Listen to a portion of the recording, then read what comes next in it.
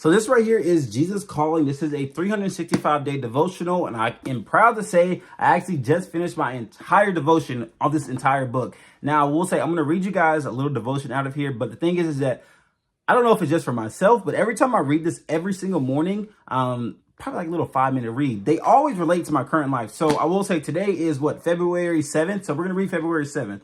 Let me go ahead and pull it up. I'll read you guys like a little short paragraph. The way it works, it has a little small devotion at the end. It usually has about 3 different scriptures, and it gives you the exact scripture source, so you guys can actually check it out and fact proof them. But the thing is that the scriptures relate to the actual devotion, which is really nice. So here is today. It says, I am above all things, your problems, your pain, and the swirling events in an ever-changing world.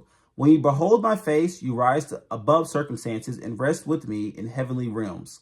This is the way of peace, living in the life of my presence. I guarantee you that you will always have problems in this life, but they must not become your only focus. When you feel yourself sinking into a sea of circumstances, say, help me, Jesus, and I will draw you back to me. If you have to say that thousands of times daily, do not discourage. I know your weakness, and I will meet you in a very, very nice place. And then here are like 3 scriptures. It says Ephesians 2:6, and God raised us up with Christ and seated us with him in the heavenly realms in Jesus Christ. There's another one, Matthew 14:28 through 32. It says, Lord, if it's you, Peter replied, tell me to come to you on the water.